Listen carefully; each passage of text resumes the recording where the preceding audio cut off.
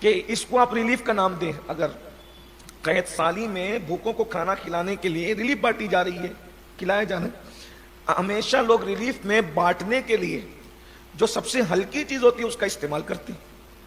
بھئی دالیں بانٹنی ہے تو سستی والی دال کون سی ہوگی, تیل بانٹنا ہے تو سستے والا تیل کون سا ہوگا, کھانا بانٹنا ہے تو سستے والا کیسے کھانا سستے میں بنے گا. اسی طرح کپڑے اگر بانٹنے ہیں تو سب سے سستے کپڑے کون سے ہوں گے. بلکہ میں تو کہتا ہوں کہ جو بیچارے غریب لوگ ہوتے ہیں وہ بٹے ہوئے کپڑوں کو پہننے میں بھی شرماتے ہیں. بلکہ آج کل تو تراویح میں بھی مسجد کے امام اور مؤذن کو جو لوگ کپڑے دیتے ہیں بیچارہ وہ بھی کسی فقیر کو دے دیتا ہوگا, وہ پہننے کے قابل ہی نہیں رہتے ہیں. یہ حال ہے لوگوں کا. ایسا لگتا ہے جیسے ٹرسٹیان اپنی محنت کی اپنے باپ دادا کی کمائی سے دیتے ہیں, حالانکہ دینا ظالموں کو چندے سے ہے, چندے سے دینا ہے تو بھی یہ حال ہے. اور وہاں جیب سے خرچ ہو رہا ہے حضرت ہاشم کا, لیکن ہلکا پھلکا کھانا نہیں بٹ رہا ہے. جو کھانے میں سب سے افضل کھانا ہے جسے سرید کہتے ہیں, اور سرید کی فضیلت اللہ کے رسول علیہ السلام نے بیان فرمائی. ارشاد فرماتے ہیں کہ عائشہ کو عورتوں پر ایسے فضیلت ہے جیسے سرید کو تمام کھانوں پر فضیلت ہے. یہ اتنا اعلیٰ, یعنی ذہن دے رہے ہیں حضور کے آبا و اجداد. جب لوگوں کو کھلاؤ تو پھر اچھا کھلاؤ. اپنی اللہ تبارک و تعالیٰ حضور کے آبا و اجداد پہ رحمتیں نازل. یعنی یہ خاندان بڑا مظلوم ہے. ان کو پتہ نہیں لوگوں نے کیا کیا بنا کے پیش کیا, کافر, مشرک, شرابی اور خدا جانے کیا کیا بکا. کلمہ پڑھنے کا خیال تک نہ رکھا. اور تم پر میرے آقا کی عنایت نہ سہی, کم از کم کلمہ پڑھانے کا تو خیال کر لیتے. اللہ کے بندو, یہ حضور کے آبا و اجداد ہیں, اللہ کے رسول علیہ السلام کے دادا جان کے والد بزرگوار حضرت سیدنا ہاشم رضی اللہ تبارک و تعالیٰ عنہ.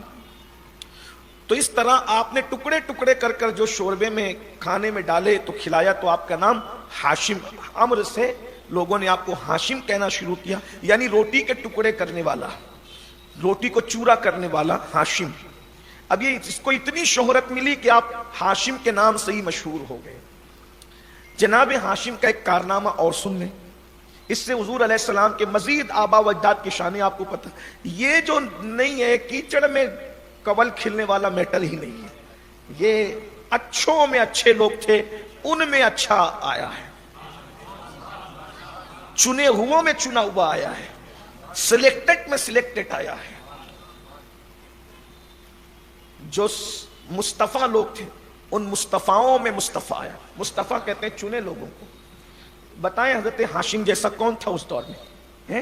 لوگ لوگوں کا مال چھین کے کھا جاتے تھے, یہ سرکار ہاشم ہے کہ لوگوں کو کھلانا. بلکہ ہاشم نام ہی اچھا, جن لوگوں نے پکارا وہ بھی اللہ کی حکمت ہے کہ ایسا نام سے پکار دیا کہ اب کوئی انکار ہی نہیں کر سکتا. بھئی کوئی کتنا بھی جو ہے وہ چھپائے گا جناب سرکار ہاشم کی شان کو, جب لوگ پوچھیں گے کہ بھئی یہ عمر سے یا عمر سے ہاشم کیسے کہلائے. ہاشم تو مطلب ہوتا ہے ٹکڑے ٹکڑے کرنے والا, چورنے والا. کس کو چورا, کس کو ٹکڑے کیا, تو پھر ہزار چھپانے کے بعد کہنا پڑے گا کہ وہ قحط سالوں کو حاجیوں کو کھلایا تھا نا ٹکڑے, جس کے ٹکڑوں پہ لوگ پل رہے تھے. وہ میرے نبی کے پردادا سرکار ہاشم ہے رضی اللہ تبارک. پھر اس کے بعد حضرت ہاشم قریش میں جو قبیلہ قریش تھا حضور علیہ السلام کے آبا و اجداد کا, اس میں ایک رسم تھی, بڑی بری رسم تھی. حالانکہ وہ ان کی غیرت کی وجہ سے تھی. اس رسم کو کہتے تھے رسم احتفاد. یہ جو احتفاد کی رسم تھی وہ یہ تھا کہ قریشی چونکہ تھے بڑے مالدار, ابھی آپ اس کو آگے پڑھیں گے, میں حوالے کے ساتھ پیش کروں گا. اور اسی لیے 4-6 پروگرامات میں تو یہ سیرت کا حق ادا بھی نہیں ہو سکتا. اسی لیے ہم نے یہ طے کیا ہے کہ اللہ تبارک و تعالیٰ کی توفیق سے ہم حضور کو کیا دے سکتے ہیں, ہماری اوقات ہی کہے تو کم سے کم ان کی سیرت پاک لوگوں کے درمیان آ جائے تاکہ لوگ سمجھ تو سکیں. تو ایک تسلسل کے ساتھ جب بات آئے گی تو پتہ چلے گا کہ خاندان نبوت کی شان کیا ہے. ہم حضور کی نسل کو تو جان لیں, یہ حضور کی اصل ہے نا, ان کو بھی جاننا چاہیے.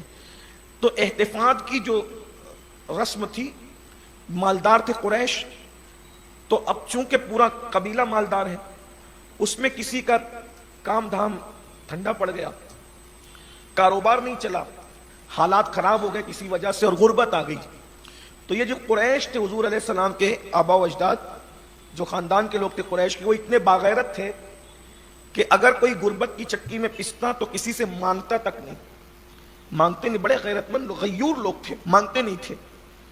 تو اس میں یہ احتفاد کی جو رسم تھی وہ یہ تھی کہ یہ لوگ خاموشی سے چپکے سے کیا کرتے, جس کا کاروبار ڈھپ پڑ جاتا یا جس کے حالات خراب ہو جاتے, غربت جس کو آ جاتی, تو وہ لوگ یہ کرتے تھے کہ چپکے سے مکہ چھوڑ دیتے, خاموشی سے, کسی کو پتہ نہیں چلنے دیتے, اور مکہ المکرمہ چھوڑ کے یہ چلے جاتے جنگل میں, اور جنگل میں جا کر کے یہ مانگتے نہیں بلکہ وہیں پر خیمہ بنا کر کے پڑے رہتے, اور بھوکے بھوکے بھوکے اتنے بھوکے رہتے کہ اسی بھوک کی حالت میں وہ انتقال کر جاتے.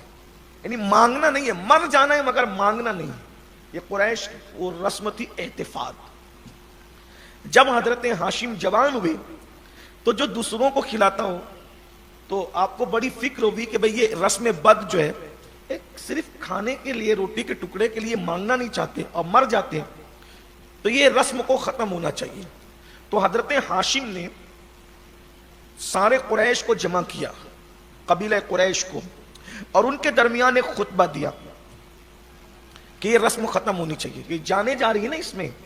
اب جو خطبہ ہے اس کو ذرا سنیں, میں اس کو صرف اردو میں اس کا ترجمہ پڑھ رہا ہوں تاکہ آپ حضرات سمجھیں اس کو. آپ نے خطبہ دیا, اے گروہ قریش, اے قریش کو گروہ, قبیلے کی عزت افراد کی کثرت پر ہوتی ہے. انداز خطابت دیکھ, قریش سے خطاب ہے اور کہتے ہیں قبیلے کی عزت افراد کی کثرت پر ہوتی ہے. اور اب یہ خاندان کا بیک گراؤنڈ خود ان کی زبانی آپ کے سمجھ میں آنا چاہیے. فرماتے ہیں اہل عرب میں جو مال کی فراوانی اور افراد کی کثرت کے اعتبار سے تمہیں برتری حاصل ہے, یعنی پورے عرب میں سب سے مالدار اگر کوئی ہے تو وہ قریش ہے, اور افراد کی کثرت سب سے زیادہ اگر کسی قبیلے میں تو وہ حضور علیہ السلام کے آبا و اجداد کے قبیلے میں. تو فرمایا کہ یہ مال بھی ہمارے پاس زیادہ ہے اور افراد کی کثرت بھی ہمارے پاس زیادہ ہے, لیکن یہ احتفاظ کی رسم بد نے تمہارے بہت سارے خاندانوں کو موت کے گھاٹ اتار دیا ہے. تو میری ایک تجویز ہے, اگر آپ لوگ اس کو غور سے سنیں تو میں وہ تجویز پیش کروں. یہ حضرت ہاشم کہہ رہے ہیں.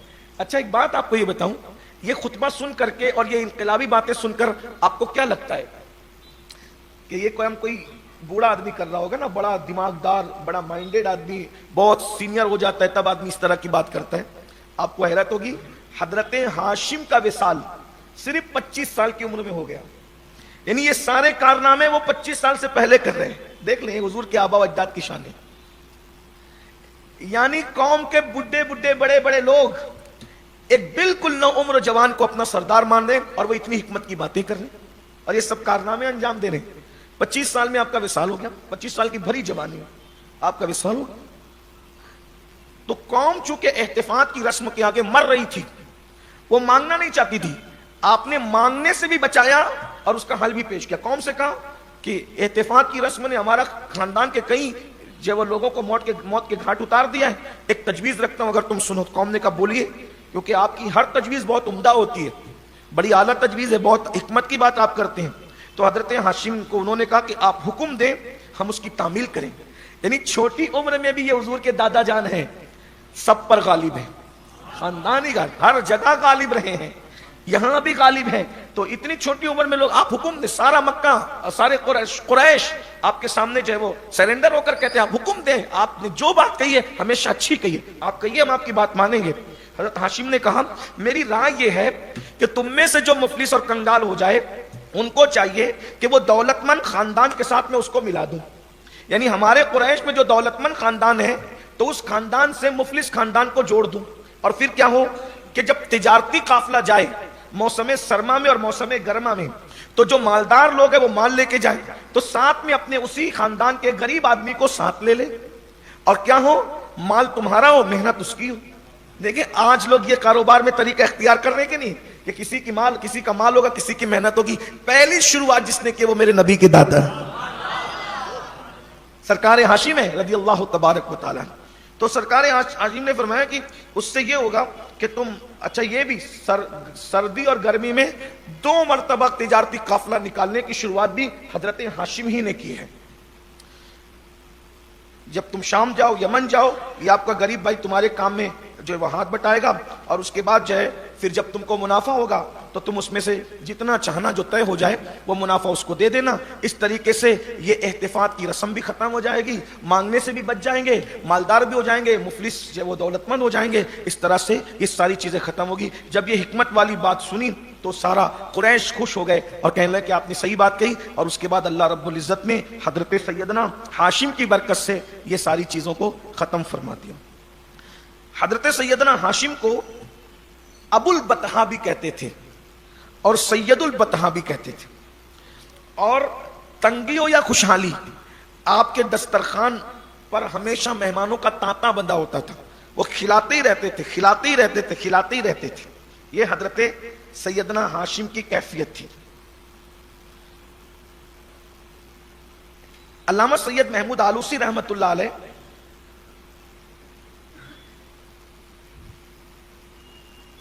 اب آپ کے متعلق بڑی خوبصورت بات لکھتے ہیں, میں اس کو بیان کر دوں پھر اس کے بعد ہم اگلی طرف چلتے ہیں. امام آلوسی لکھتے ہیں, جن کا مزار مقدس بغداد شریف میں, اور بڑے مفسر ہیں. تفسیر روح المعانی کے صوفیہ کی طرز پر آپ نے اس تفسیر کو لکھا ہے, بڑی عظیم تفسیر ہے. تو آپ لکھتے ہیں امام آلوسی کہ جب آپ مسافروں کو دیکھتے تھے کہ ان کے پاس سواری نہیں ہے تو حضرت ہاشم ان کو سواریاں بھی دیتے تھے. اس دور میں اونٹ ہے, کھچر ہے, گھوڑے, سواریاں بھی دیتے تھے. اور جب دیکھتے تھے کہ لوگوں کے پاس مال نہیں ہے تو اپنی جیب سے لوگوں کو مال عطا کرتے تھے, راستے کا خرچہ دیتے تھے. اور رسول اللہ صلی اللہ علیہ وآلہ وسلم کا نور, وہ جو حضرت آدم سے حضرت شیس کے پاس, حضرت شیس سے حضرت نوح کے پاس, پھر اس کے بعد حضرت نوح سے آگے وہ بڑھتا بڑھتا جو سیدنا ابراہیم علیہ السلام, پھر اسماعیل علیہ السلام, پھر وہ جو آگے آیا تو وہ نور حضرت ہاشم کی پیشانی میں چمکتا تھا. اور لوگ اس نور کو چمکتے ہوئے دیکھتے تھے. تو جو بھی انسان آپ کی زیارت کرتا, اس نور کی چمک کی تاثیر تھی کہ حضرت ہاشم کے ہاتھوں کو چوم لیا کرتا. اس کا مطلب یہ ہے کہ عزت داروں کے ہاتھوں کو چومنے کی رسم یہ کوئی نئی نہیں. حالانکہ ابو داؤد شریف کی بھی حدیث ہے کہ صحابہ کرام حضور علیہ السلام کے ہاتھوں کو بھی چومتے تھے اور پیروں کو بھی چومتے. ہمارے یہاں کے آج کل کے دور کے کچھ لوگ ہیں جن کو بیچاروں کو ہاتھ پیر چومنا شرک لگتا ہے. خدا جانے کس نشے میں رہتے ہیں اور کس کے اثر میں رہتے ہیں اور یہ کس نگر میں رہتے ہیں. انہیں ہر چیز شرک لگتی ہے. اللہ توفیق عطا کرے, کہہ کیا سکتے ہیں. اور سارا شرک کا نزلہ اہل سنت پہ اتارتے ہیں. داتا کہاں تو شرک, خواجہ کہاں تو شرک, غوث اعظم کہاں تو شرک, غوث اعظم کی شان بیان کی تو شرک. عجیب حال ہے. اللہ کے رسول فرمائیں کہ میں بے خوف ہو گیا ہوں کہ میرے بعد میری امت مشرک نہیں ہوگی. اللہ کے رسول جو دین لے کر آئے وہ کہیں کہ میری امت مشرک نہیں ہوگی, اور یہ خدا جانے کہاں سے بلائیں نازل ہو گئی کہ یہ ہر ایک کو مشرک ہی کہہ رہے ہیں. خیر میرا عنوان وہ نہیں ہے. تو پتا چلا کہ حضرت ہاشم کے بھی ہاتھ چومے جاتے تھے. لیکن چلے اب میں یہاں ایک نفیس نکتہ بیان کر ہی دوں. اس دور کے لوگ بھی سب کے ہاتھ نہیں چومتے تھے, یعنی ہاتھ ناریوں کے نہیں نوریوں ہی کے چومے جاتے. اور ہاتھ چومنے والے بھی پھر نوری ہی ہوتے ہیں. اس لیے کہ میخانے میں ہجوم کے لیے پیر مغاں کا مرد خلیق ہونا تو ضروری ہے نا. آخر کوئی کشش بھی تو ہو کہ چومے جائیں. ہاں اب یہ سننے کے بعد اگر شروع کر دے تو الگ بات ہے. اس لیے کہ جب پہلے ہمارے بزرگان دین کو کہا جاتا تھا کہ یہ مرید کرنا بھی شرک ہے, تو جب مریدی اور پیری کی فضیلت بیان کی تو پھر سنتے سنتے دوسروں نے بھی شروع کر دیا. اور پوچھو بھائی آپ کا سلسلہ کہاں سے جڑتا ہے, تو کہا شیخ عبد القادر جیلانی صاحب سے جڑتا ہے ہماری پیری مریدی کا سلسلہ. وہ ایسے نام لینے سے تو نہیں جڑتا نا. اگر کوئی کہہ دے کہ میرے ابا وہ فلاں ہیں تو ابا فلاں تڑی ہو جاتے ہیں. ابا تک خونی رشتہ ثابت کرنا پڑتا ہے تب ابا ہوتے ہیں. ایسے ہی پیر تک عقیدے کا رشتہ ثابت کرنا پڑتا ہے تب وہ پیر ہوتا ہے. شیخ عبد القادر جیلانی کو غوث اعظم کہنے میں شرم آتی ہے, اور اس کے بعد پھر ان کو پیر بھی کہتے ہیں. ان کو پیران پیر کہنے میں بھی شرم آتی ہے. آپ غور تو فرمائیں نا. بہرحال میرا عنوان وہ بھی بڑے اچھوں کا ذکر کرنے لگا ہوں تو بات یہ, لیکن آپ سے کہتا ہوں کہ سونا جنگل رات اندھیری, چھائی بدلی کالی ہے, سونے والوں جاگتے رہیو, چوروں کی رکھوالی. سونا بن ہے سونا پاس ہے, سونا زہر اٹھ پیارے, تیری گٹری تاکی ہے اور تو نے نیند نکالی. دوبارہ لوگ شروع کر رہے ہیں, کرتے رہیں, کاغذ کے پھولوں سے خوشبو نہیں آتی.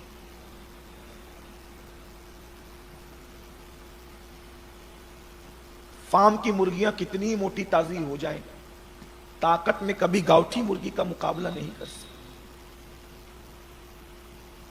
ہو رہی بڑی چمک دمک ہے, لیکن روحانیت پھر روحانیت ہے, اصلیت پھر اصلیت.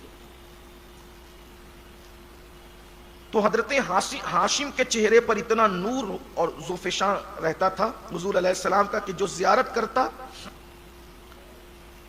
آپ کے ہاتھ چوم لیتا. اور صرف ہاتھ نہیں بلکہ امام آلوسی لکھ رہے ہیں, میں نے حضرت آلوسی کو اسی لیے پہلے ان کا حوالہ پڑھ دیا, نام بھی پڑھ دیا. حضرت ہاشم کی پیشانی میں نور محمدی صلی اللہ علیہ وآلہ وسلم کا یہ اثر تھا کہ آپ جس جگہ سے گزرتے آپ کو اللہ کی مخلوق وہ پتھر وغیرہ سجدہ کرتے تھے.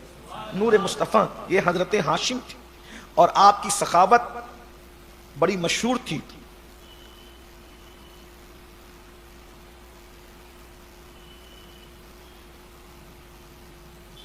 سخاوت کے ساتھ ساتھ اور یہ شان و شوکت کے ساتھ ساتھ آپ کی ذہانت بھی آپ سن چکے کہ آپ ذہین تھے. اس ذہانت کی وجہ سے آپ نے کیا کیا, آس پاس کے جتنے بادشاہ تھے, شام کا بادشاہ, یمن کا بادشاہ, غسان کا بادشاہ, سارے بادشاہوں کے پاس آپ نے خود جا کر ان سے لیٹر حاصل کیے کہ ہمارے مکہ کے لوگ آپ کے یہاں آ کر تجارت کریں گے اور آپ کے سپاہی یا آپ کے لوگ کوئی رکاوٹ پیدا نہیں کریں گے.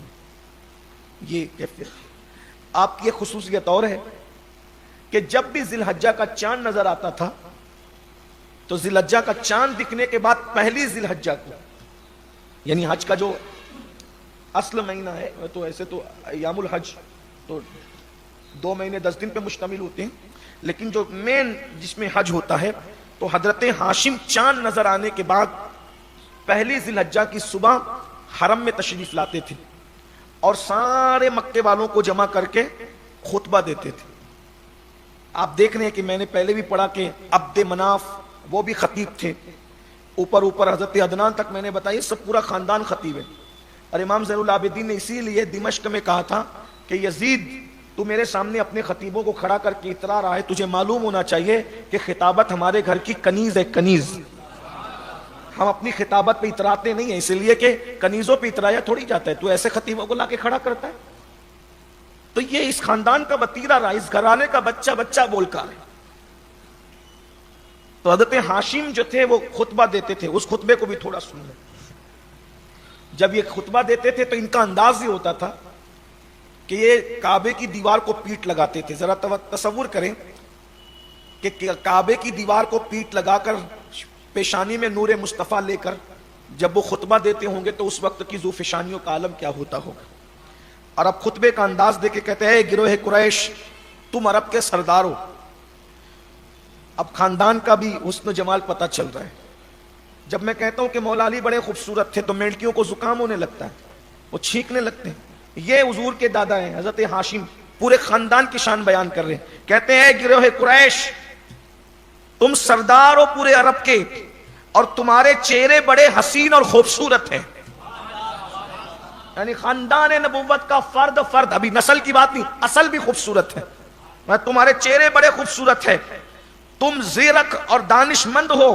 اے قریش تم اللہ کے گھر کے پڑوسی ہو, اللہ نے تمہیں اس کا متولی ہونے کا شرف عطا کیا, عزت عطا کی, اور اس اللہ کے گھر کے تم ہمسایہ بننے کی خصوصیت سے نوازے گئے ہو.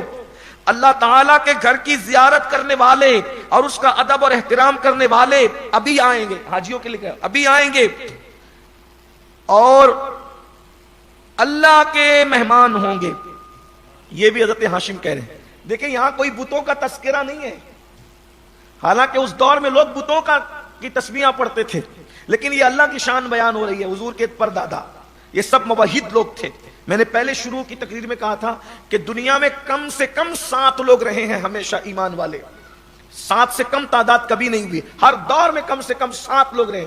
7 سے زیادہ تعداد ہوئی لیکن 7 سے کم نہیں ہوئی. یہ حضور علیہ السلام کے پردادا حضور ہیں. تو کہتے ہیں یہ حاجی جو آنے یہ اللہ کے مہمان ہیں اور اللہ کے مہمانوں کی عزت اور تکریم کرنے کے تم زیادہ حقدار ہو کیونکہ تم کعبے کے متولی ہو. بس تم اس کے مہمانوں اور اس گھر کے زائرین کی عزت کرو. اور اس گھر کے رب کی قسم، اس گھر کے رب کی قسم، میں اپنے مال سے میرا جو مال صرف حلال ہے. اس وقت لوٹ مار کے کھا جانا پی جانا کوئی مشکل معاملہ نہ تھا. حضرت ہاشم کہہ رہے ہیں کہ میں اپنے مال سے جو خالص حلال ہے اس میں کوئی قطع رحمی نہیں کی گئی، نہ ظلم سے وہ مال میں نے حاصل کیا، اور اس میں حرام کو کچھ دخل نہیں ہے. میں اس سے حصہ نکالوں گا حاجیوں کا اور حاجیوں پہ خرچہ کروں گا.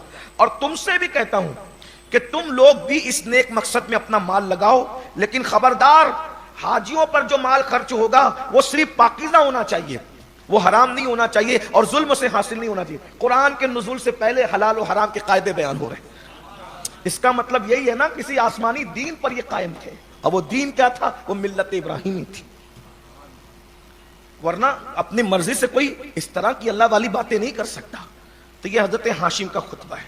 اور جب آپ نے یہ بات کہی تو تمام عرب پر آپ کا اثر تھا، تو سب نے اپنے اپنے مال جمع کرائے. دیکھیے عرب میں کافر بھی تھے، مشرک بھی تھے، یہ تو موحد تھے، لیکن جب آپ کی گزارش پر کافروں نے مال دیا حاجیوں کے لیے تو حلال دیا. اور اتنا دیا کہ دارالندوہ مال سے بھر گیا. دارالندوہ میں سب مال جمع ہوتا تھا. یہاں ایک بات کہہ دوں آگے بڑھیں، عرب کے لوگ کافر ہو کر حاجیوں پہ حرام مال خرچہ نہیں کرتے. کافر ہو کر حاجیوں پہ حرام مال خرچہ نہیں. اور آج کیا ہو گیا لوگوں، وہ حرام کے مال سے حج کو جاتے ہیں، حرام کے مال سے عمرہ کو جاتے ہیں. عجیب حال ہے لوگوں کا. حدیث پاک کا مفہوم ہے کہ جو حرام مال سے حج و عمرہ کرے تو ہر قدم کے بدلے گناہ لکھا جائے. اور مال حرام سے نیک کام کرنے کا مطلب ایسے ہی ہے جیسے ناپاک کپڑے کو پیشاب سے دھلنا. اور اب لوگ ذاتی مفاد کے لیے ایک دوسرے کو سرٹیفکیٹ دے رہے ہیں کہ وہ فلاں کا مال حلال ہے، وہ فلاں کا مال حلال ہے. حیرت اس پہ بھی ہے مجھے. انسان اپنے تمام مال کے حلال ہونے کی گارنٹی نہیں لے سکتا. نبی کے غیب کے منکرین کو غیب کا علم کیسے آ گیا کہ وہ لوگوں کے مال کے حلال ہونے کی گارنٹیاں دے رہے ہیں؟ غور تو فرمائے. عجیب حالات سے ہم گزر رہے ہیں.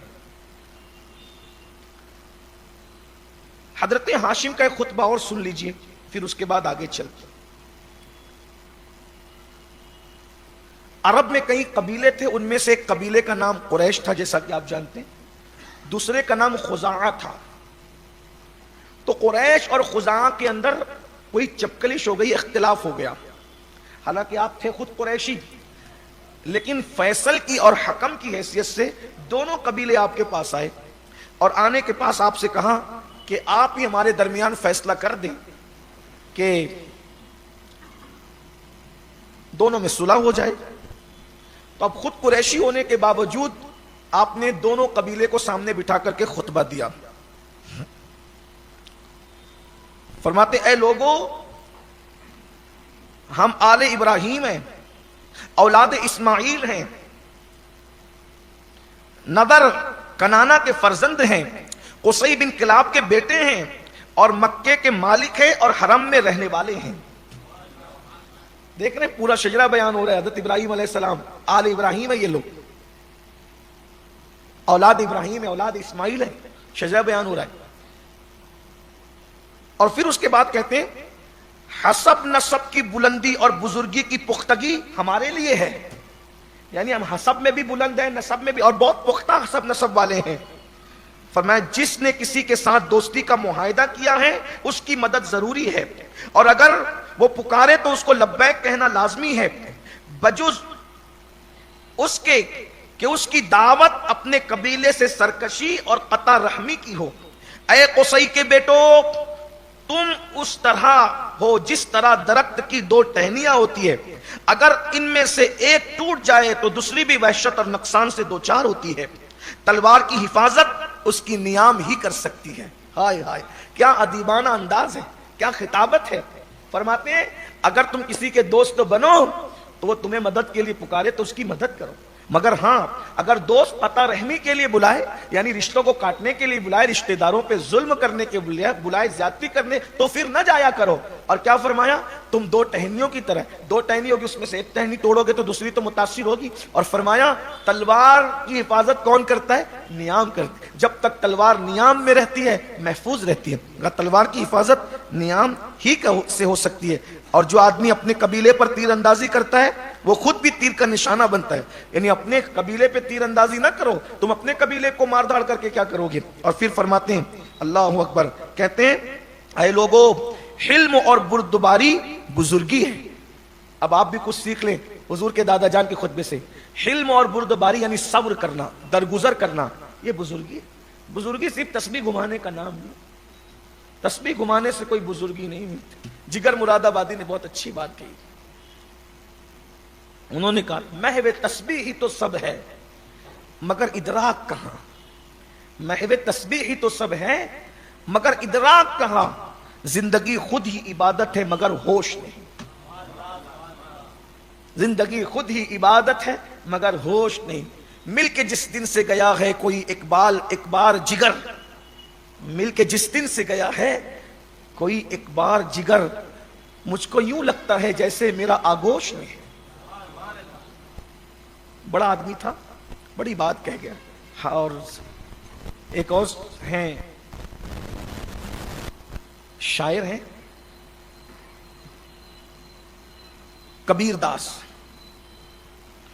وہ کہتے ہیں کہ تسبیح کا دانہ گھمانے کی بجائے اپنے دل کا دانہ گھما لے. بس تسبیح تو بہت گھما رہے ہیں,